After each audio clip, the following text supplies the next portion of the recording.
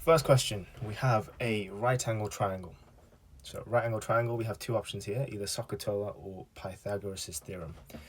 We are asked to find the length of CB, I'm going to call this x, and give the answer to significant figures. Well, we have two lengths here. You know from Pythagoras, a squared plus b squared equals c squared. C is going to be the 19, b squared is going to be the 10, and a squared is going to be the equivalent of my x. So I can rearrange this. X squared equals 19 squared minus 10 squared, and therefore x is the square root of 19 squared minus 10 squared. Okay, I'm going to put that in my calculator. Root 19 squared minus 10 squared, I'm going to put it all in at once, and I get x equals 16.2 for 2 marks. This is to 3 significant figures, don't forget that bit. Second question, write 90 as a product of its prime factors. So we're going to draw a factor tree for 90. 90 can split into 9 times 10. 10 can split into 5 times 2. These are both prime numbers, so I'm going to circle those. And 9 can split into 3 times 3. Now, write down the lowest common multiple, LCM, of A and B, given that A has these prime factors and B has these prime factors. So I'm going to draw a Venn diagram for this very quickly. Here's A, here's B, and we're going to see what goes into the Venn diagram. So both of them have a 2. I'm going to cross off the 2's. 2 goes in the middle. Both of them have a 3. I'm going to cross off the 3. 3 can go in the middle as well. B then has an extra 3, and cross that out. And A then has an extra 2, and cross that out. Okay, to find the lowest common multiple, I am going to multiply all the numbers in the Venn diagram. So multiply all numbers in Venn. This is for the LCM. So that's 2 times 2 times 3 times 3, which gives me 36. This is my answer. On to the next one, question 3. Number of hours, H, and someone makes 5,000 bottles. So 5,000 bottles takes H hours. So H equals 72 over N. N is the number of machines. On Monday, let's do Monday, H equals 72 over 6 machines. 6 gives me 12, so 12 hours on Monday. On Tuesday, H equals 72 over 9. 72 over 9 is 8 hours on Tuesday. So I got that from here. The machines took more time to take on Monday than Tuesday. How much more time? 12 hours minus 8 hours gives me 4 hours more. We have red, blue, and yellow in a bag. Let me just put red, blue, and yellow. There are 24 yellow in the bag. So yellow, let's put 24 here. Mel is going to take a disc at random from the bag. The probability the disc will be yellow is 0.16. So not yellow. I'm going to put P here for probability, 0.16. The probability of the other two then is going to be 0.84 because the probabilities have to add to 1 total. We also know that red to blue, from here, red to blue is 5 to 4. R to B, 5 to 4. Okay, cool. Work out the number of discs in the bag. So if red to blue is 5 to 4, the probability is also split in the ratio of 5 to 4. So 5 plus 4 gives us 9 parts here. I can do 84 or 0.84 rather, divided by 9 parts. Put that in the calculator. 0.84 divided by 9 gives me 7/75. Now, blue accounts for 4 of those parts. So 7/75 times 4 for blue, 28/75. And then the rest for red, which is 7/75 times 5 for red, which gives me 7/15 for red. So what do I times 0.16 by to get to 24? I need the number of reds. How do I go from here to here? Because this probability corresponds to this number of discs. So I'm going to do 24 divided by 0.16.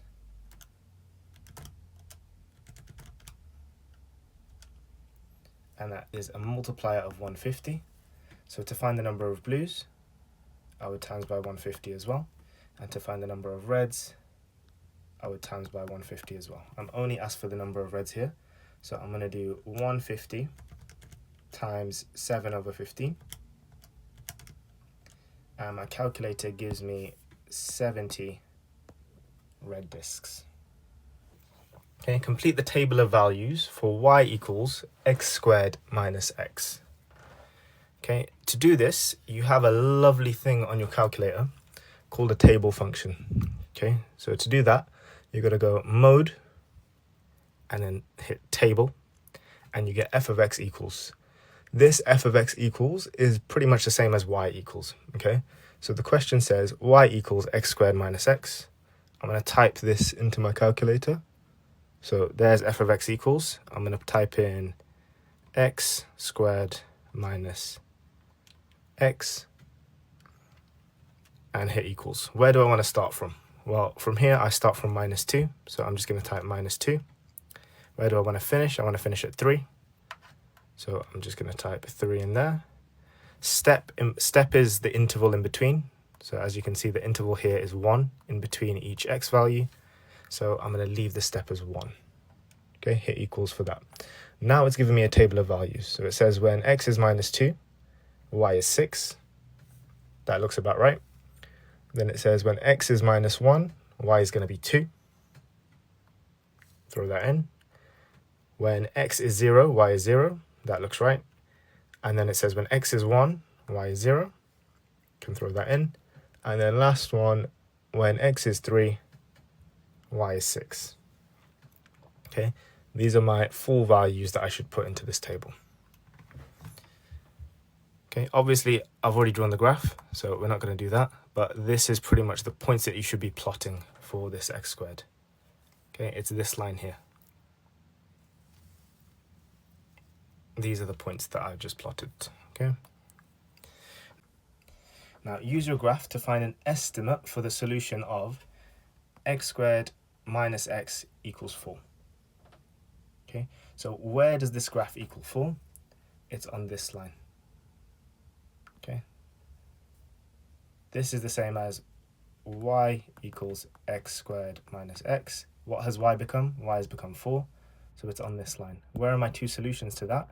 We have one solution here, and we have one solution here. It's where the two lines cross. Okay, so the solution number 1 is here. So x equals minus 1.5. And we have another solution over here, which is at x equals 2.5. You need both of these for both of your marks.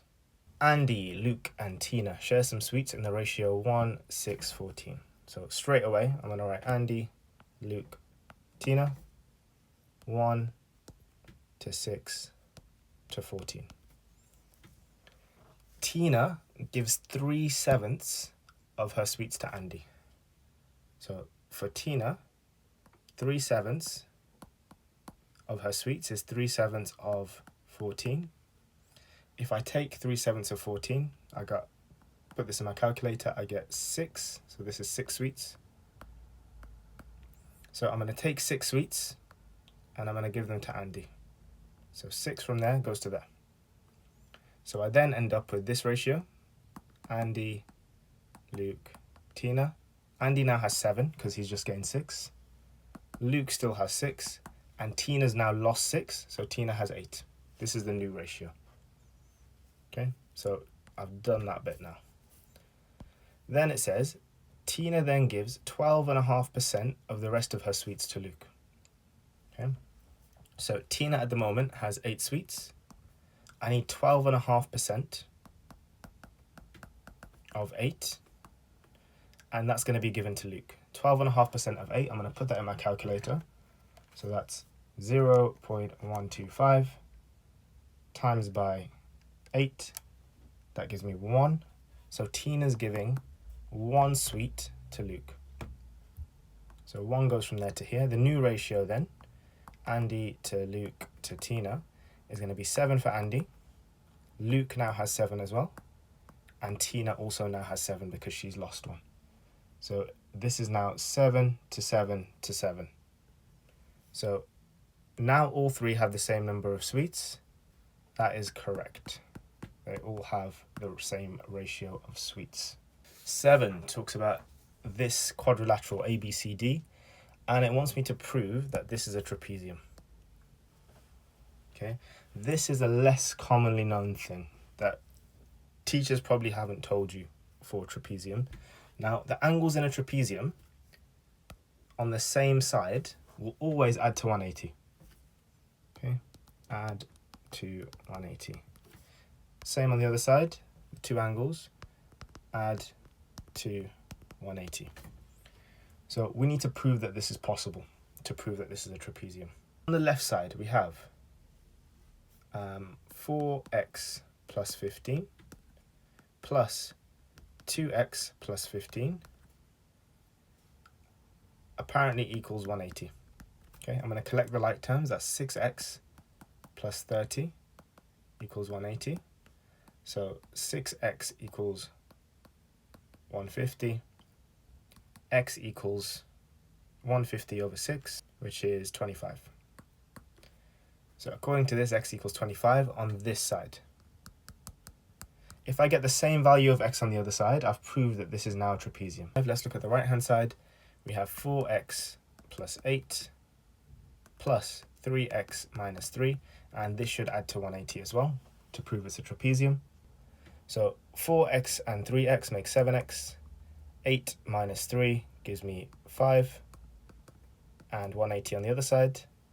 So 7x equals 175.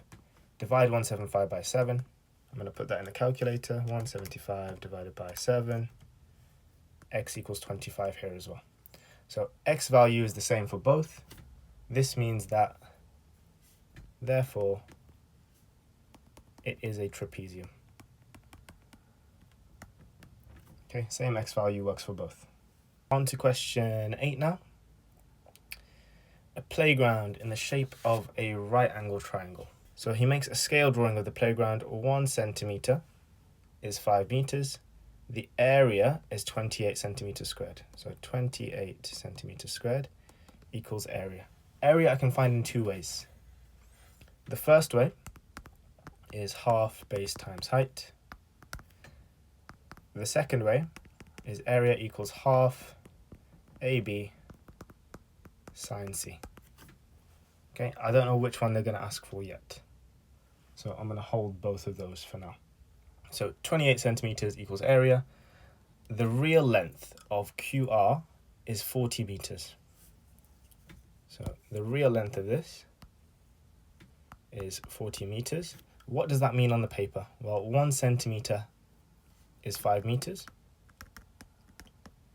If I have 40 meters, that's going to be 8 centimeters. So I'm not going to write the 40 on here. I'm going to write that as 8 centimeters. Okay, so now I have the height of this triangle. I need to find the base if I want to find the area. Okay, so height is done. Just need the base. So I have half times 8 as the height times the base, which I don't know yet. I can use this to find the base. I'm going to rearrange this to find the base. So to get rid of this half, I'm going to times by 2. 56 equals 8 times base. And then I'm going to divide by 8. 56 over 8 gives us 7. So 7 equals the base. And this is 7 centimeters. But pay attention to this. The question is not done. We're asked for the real length of the base. Now, this is the length to scale. So we have 7 centimeters. What's the real length of that? Well, if 1 centimeter is 5 meters, we times by 7 here. So I need to times by 7 here as well. So it's going to be 35 meters. And this is the real length of the base. Question 9 then. The number n is rounded to 2 significant figures and the result is 7.3. Write down the least possible value of n. Okay, so this is a very easy bounds question. We have 7.3. The upper bound then of this is going to be 7.35. It can't be higher than 7.35. And the lower bound is going to be 7.25. This will round up to 7.3. Anything less than 7.35 will round down. So the lowest possible value of this is going to be the lower bound, which is 7.25 for 1 mark. Next, Layla says the value of n cannot be greater than 7.349 because 7.35 would round up to 7.4. Is she correct? The answer here is no.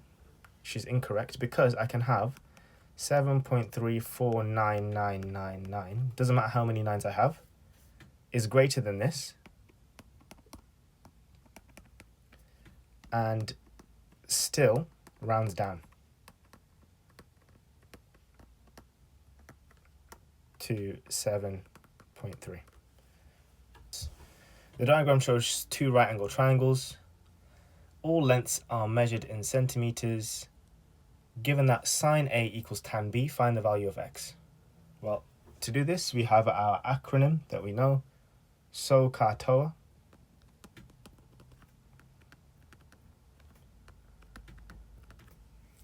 So sine A is going to be the opposite over the hypotenuse. Here's the opposite, and here's the hypotenuse. So sine A equals 7 minus 2x divided by 8. Let's look at the other triangle, tan B. Tan B. Tan is opposite over adjacent. There's the opposite. And here is the adjacent. So tan B equals 1 plus x over 4. And the question is telling me that these two are equal. So I'm going to make them equal to each other now. 7 minus 2x over 8 equals 1 plus x over 4. And I'm going to cross multiply this. So 4 times 7 minus 2x equals 8 times 1 plus x. And then I can multiply out these brackets. 21 minus 8x equals 8 plus 8x. I then solve as normal. I'm going to add 8x to both sides. Add 8x. Add 8x. I get 21 equals 8 plus 16x. And then I'm going to subtract 8 from this side. So I'm going to move this 8 over here. Get 20 equals 16x now. So x then equals 20 over 16. Okay, thank you.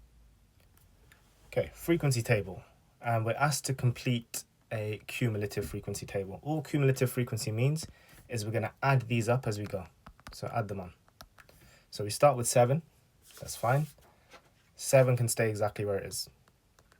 Now we're going to add 21. 7 plus 21 gives us 28. Add 15 gives us 43. Add 11 is going to give us 54. And then add 6 is going to give us 60. There's your 1 mark for your frequency table. On the graph opposite, draw a cumulative frequency graph for your table. Okay, I've already done this, so we're not going to go through that. This is just plotting the points. So we're going to plot 0 to 2, and then plot 7 at 2, and go up as we go. So we're not going to worry too much about this. Okay, use your graph to find an estimate for the interquartile range. Where do we get interquartile range from? Well, the lower quartile is at 25%, and the upper quartile is going to be at 75% of our max value. Okay, so if we go 25% of the max here, we're going up to 60. So 25% is going to be at 15. We're going to go across from 15 and then go down. I'm going to say it's about 3. And then the upper quartile is going to be 45. So we'll call it here. Go across from here and then go down. It's not entirely accurate. You guys should do this more accurately than me, but I'm going to call it 7. This is just for the purposes of showing you what to do.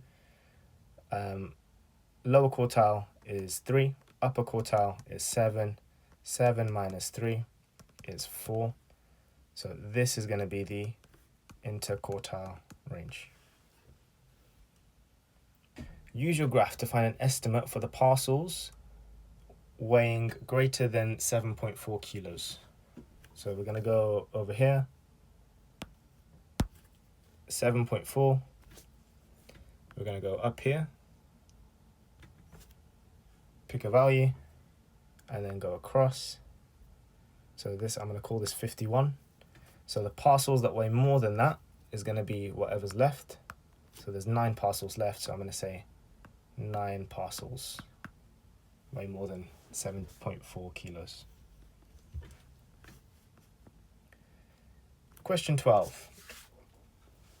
F is proportional to D squared. F equals 3.5 when D equals 8. Find an expression of F in terms of D. Okay. What does inversely proportional mean? It's F is proportional to 1 over D squared. If they were directly proportional, it would be F is proportional to D squared. Okay, but for now we'll go with F is proportional to 1 over D squared. So I can write this as an equation. F equals K as a constant over D squared. Okay, now to find this constant, we've done that bit for D, no problem. Let's find what K is. To find K, we're going to throw in the values that we're given here. F equals 3.5. K we're trying to find, and D is 8.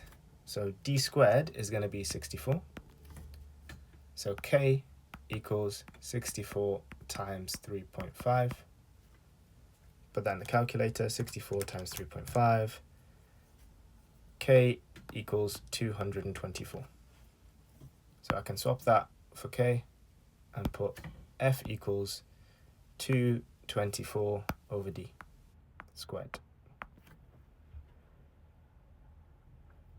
Okay, good. Find the positive value of D when F equals 10. Okay, no problem. We're going to substitute F for 10 here.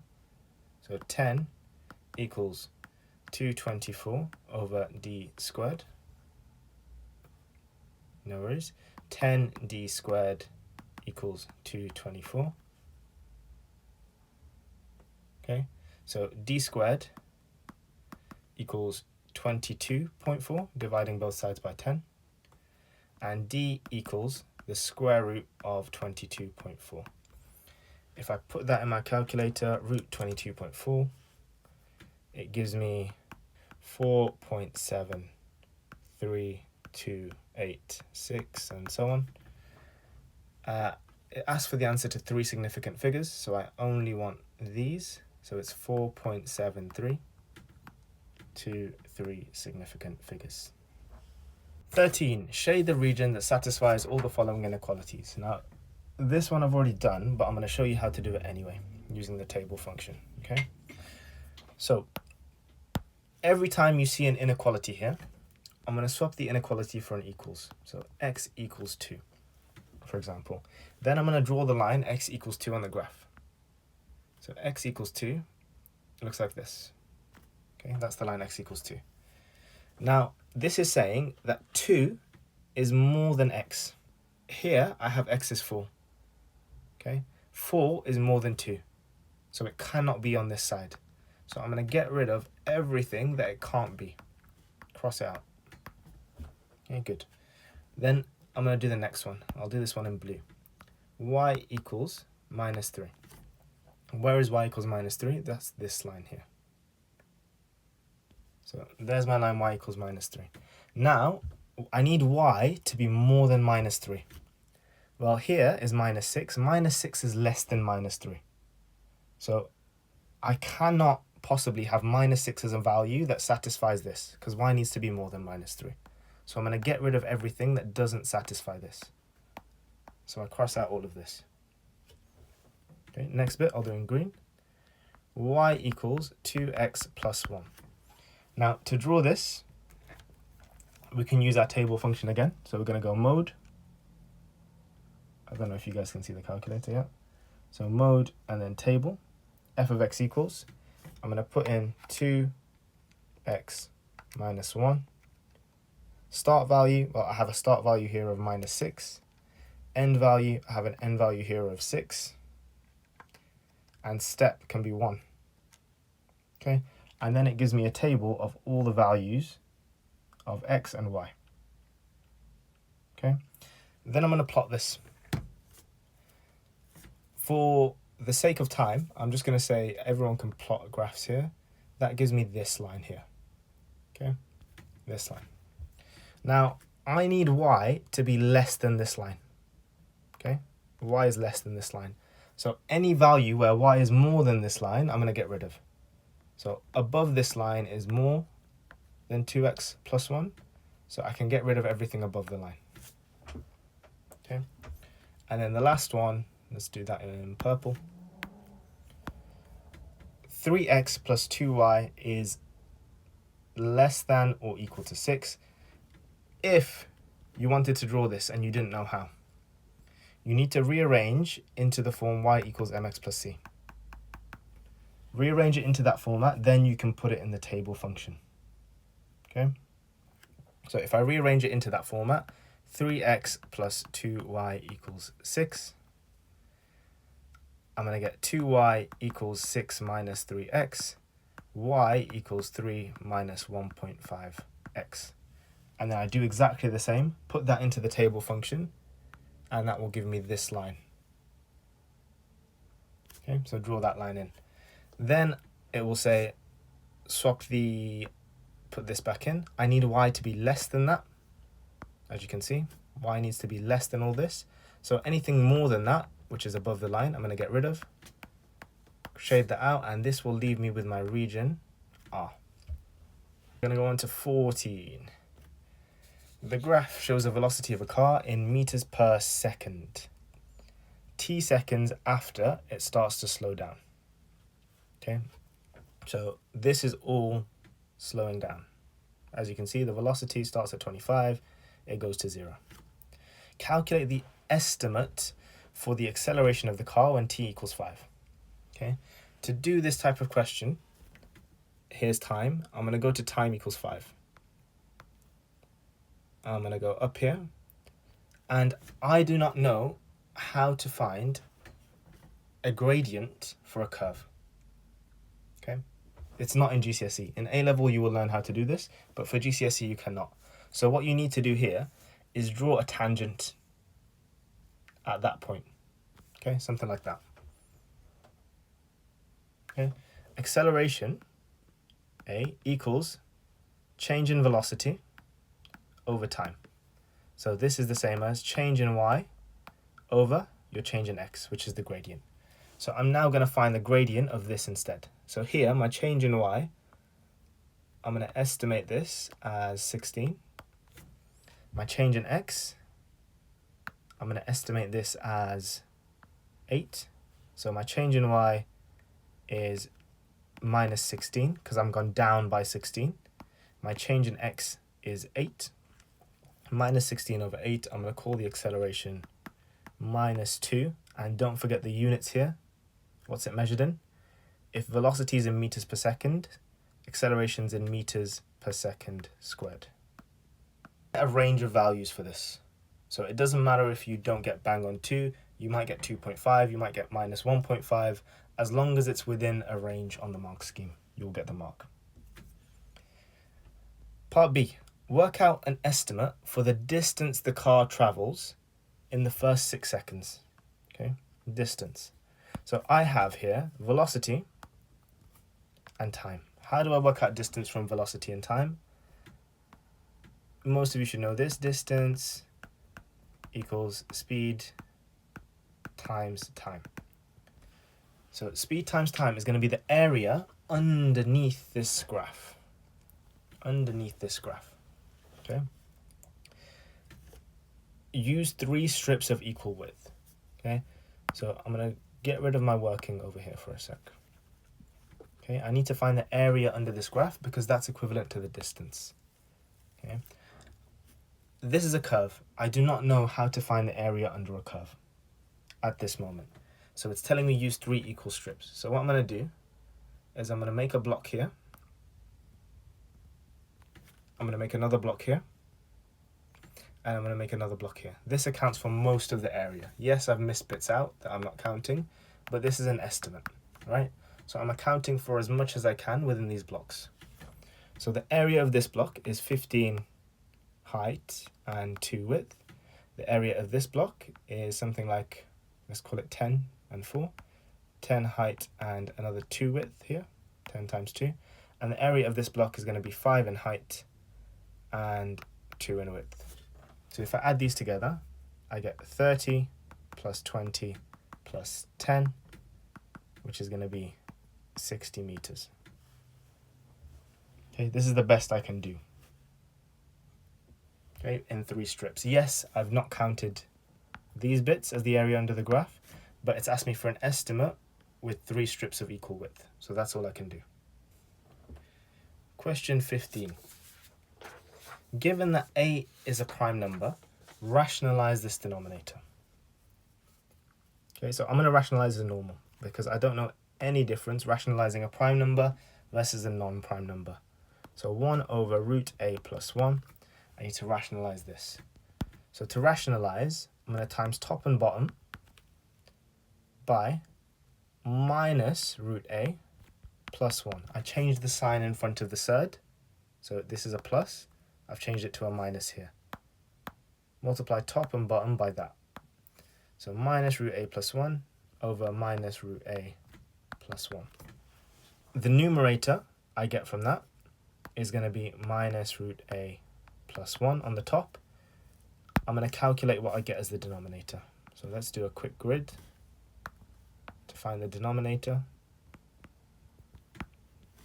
I've got root a plus 1 and times that by minus root a plus 1. Well, root a times root a gives me a, and then that becomes negative. So this becomes minus a. 1 times minus root a gives me minus root a. 1 times root a gives me root a. 1 times 1 gives me 1. Minus root a and plus root a are going to cancel each other out. This and this cancel. So my denominator then is minus a plus 1. This is my answer. On to 16. Solve the inequality. Split it into 2 equations like a quadratic, and we're going to solve each for x. So these are my notes. So you won't get this on the paper, but I'm telling you how to do it here. A bit of a clue. So here we have 4x minus 3 is going to be less than 0. So 4x is going to be less than 3. So x is going to be less than 3 over 4. Okay, that's this one done.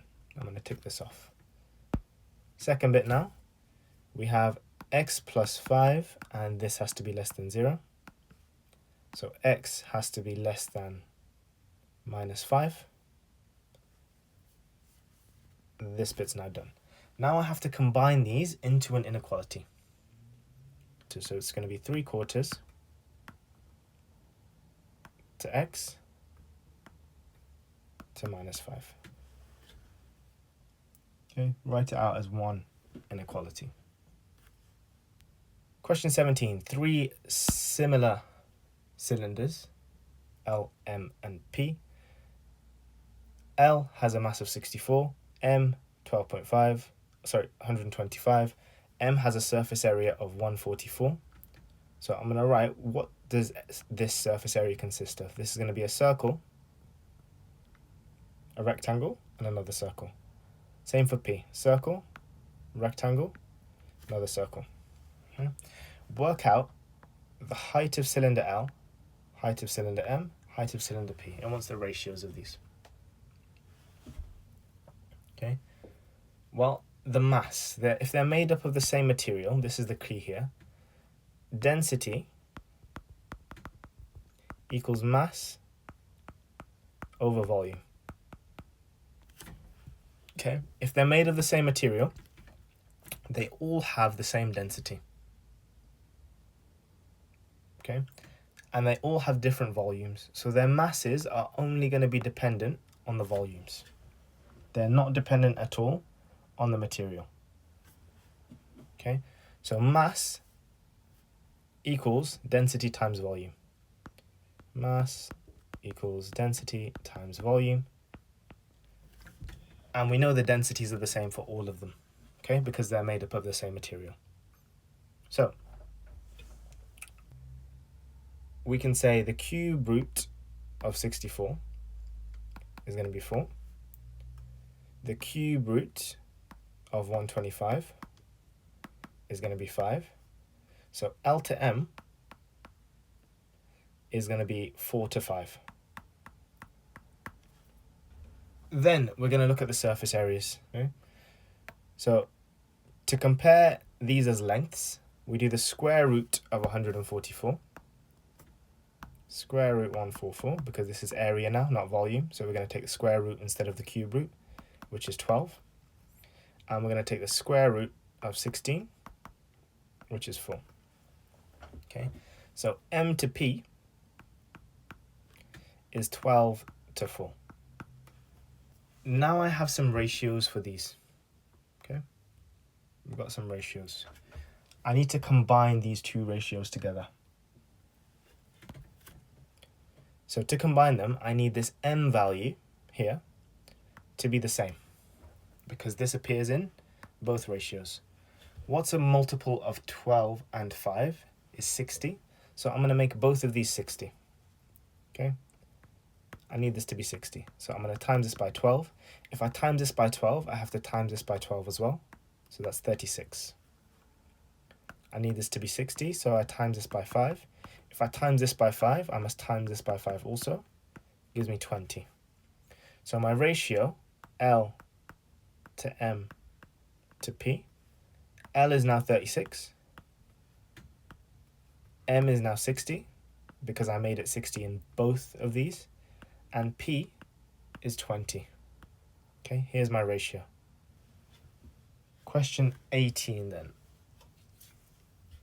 Says there are only 4 red counters, 3 yellow counters, and 1 green counter in a bag. Tony takes at random 3 counters from the bag. Work out the probability that there are now more yellow than red. Okay, show what you're working.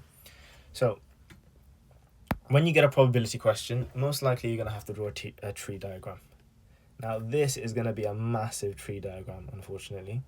So you have 3 options to begin with.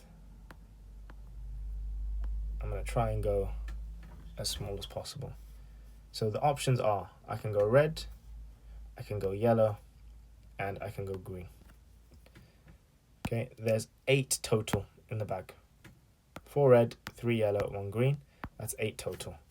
So red has a probability of 4 out of 8. Yellow has a probability of 3 out of 8. And green has a probability of 1 out of 8. Okay, and I'm taking 3 counters out the bag. So this is if I take 1 counter. If I take another counter, I'm going to put 2 here. Again, my probabilities are red, yellow, or green. Red, yellow, green, red, yellow, green, red, yellow, green. This is going to be huge, unfortunately. Okay, so red, red, red, yellow, yellow, yellow, green, green, green. And then if I take a third counter, all of that has to happen again 3 times. Okay. I'm not going to do the full one. I'm just going to do one of these just to show you how it's going to work. Okay, so red, yellow, green. Okay, if I took a red to begin with, the probabilities are now all out of 7. Okay, all of these are going to be out of 7 because I've taken 1 counter. For the third round, the probabilities are all going to be out of 6 because I've taken 1 more. Okay, so this is just to give you an idea of how you should lay this out. Work out the probability that there are more yellows than red. I have a few options here. I can take red, red, and red. Red, red, red. Or I can take red, red, and green. Or I can take red, green, and red. Or I can take green, red, and red. The probability of 3 reds is going to be 4/8 times. The next one is going to be 3/7. And the next one is going to be 2/6. Because the number of red counters is going down by 1 each time. Okay. If it's red, red, and green, first red is going to be 4/8, second red is going to be 3/7, and then green is going to be 1, because there's 1 green left, out of 6. Okay, the third time there's 6 left, so 1 out of 6. Red, green, red. Probability of the first red is 4/8. Probability of the next green is 1 in 7. And probability of the last red is going to be 3, because there's 3 reds left now, out of 6. And then green, red, red. The first probability of me picking a green is 1 in 8. Then if I go red on the second one, it's 4, because there's 4 reds left, out of 7. And then the third red is going to be 3 out of 6. Okay, I'll multiply all of these together. First one, I'm going to do this really quick. 2 out of 28. You can put it in your calculator if you need to. Second one, 1 out of 28. Third one, 1 out of 28. And the fourth one works out as 1 over 28 as well. So I'm going to add all of these probabilities together because I need all of these options can end up with yellow counters being more than red. And it gives me 5 over 28. Okay, if you have absolutely all the time in the world and you finished all of the questions on the exam, you can draw out the full probability tree if you need to. We have vectors. O to A equals A. So this I'm going to put as A. O to B equals B. A to C is KB. So some multiple of B. Express MN. MN is from here to here. Express MN in terms of K, A, and B in the simplest form. Okay, so I need to get from M to N. Okay, let's write down what I know.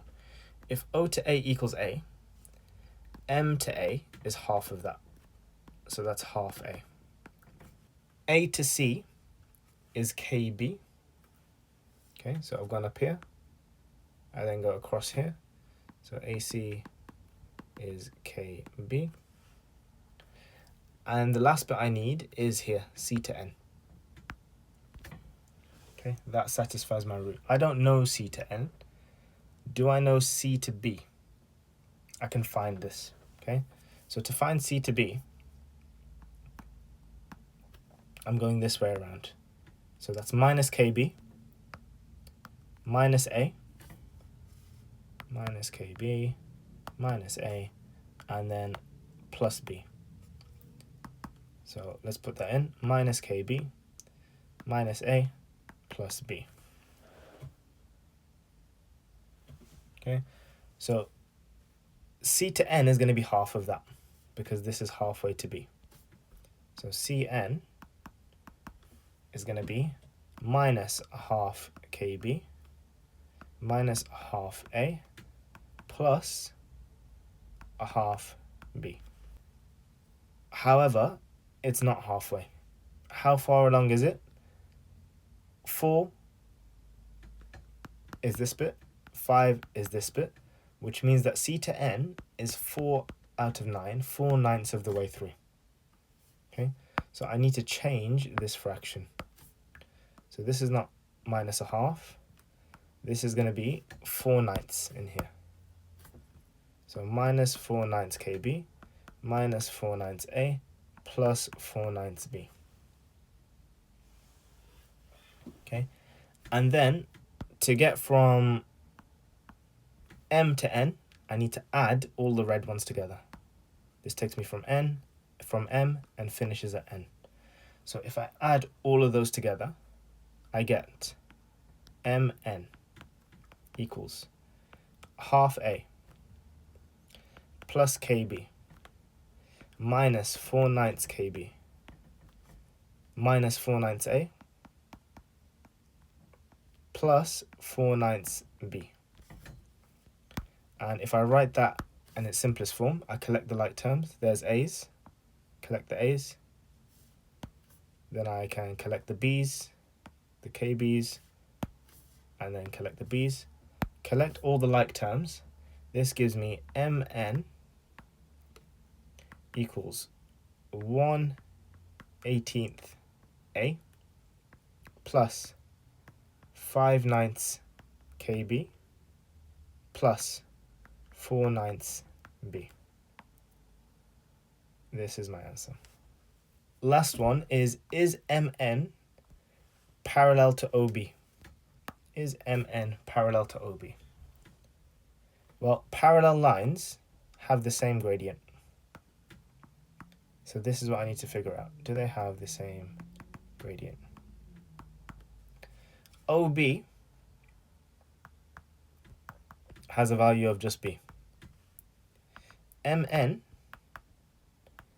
has a value of 1/18 a plus 5/9 kb plus 4/9 b. So my vector for the y-axis here is going to be a. A is on the y-axis and b is going to be the x-axis. So is the change in a over the change in b the same for both of these? And the answer is clearly no, because this one has no a's and this one has a's and b's. So the answer is no, because they don't have the same gradient, not same ratio of a's and b's.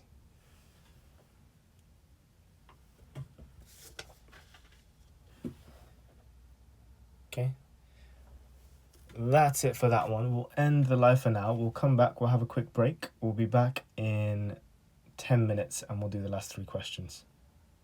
Okay, thank you guys for watching. If you want to come back in 10 minutes for the last 3 questions of this paper, feel free. I'll catch you then.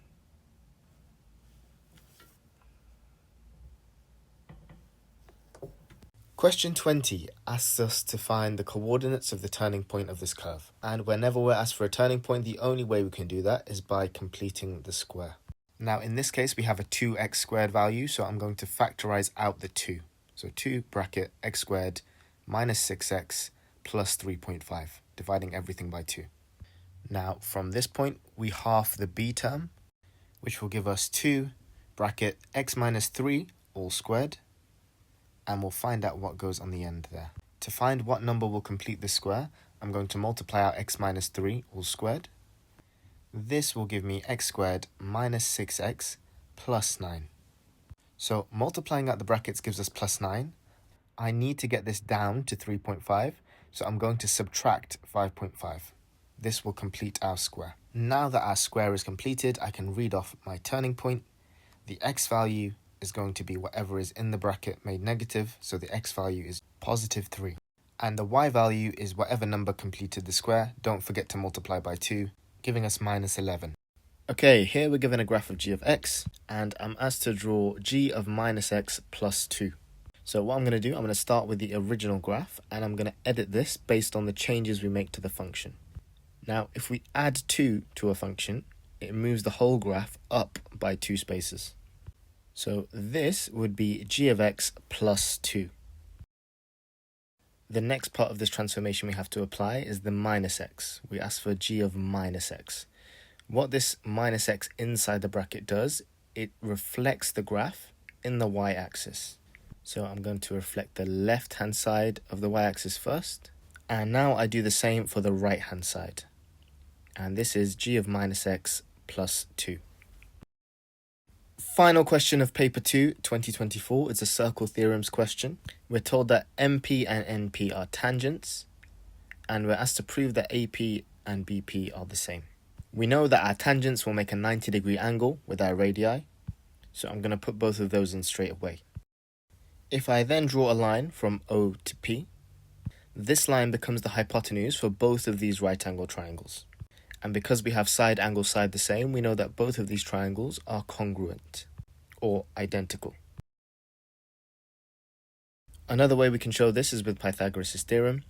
Both our triangles have a side length of r and a hypotenuse of OP, meaning that both AP and BP will be equal to the square root of OP squared minus r squared.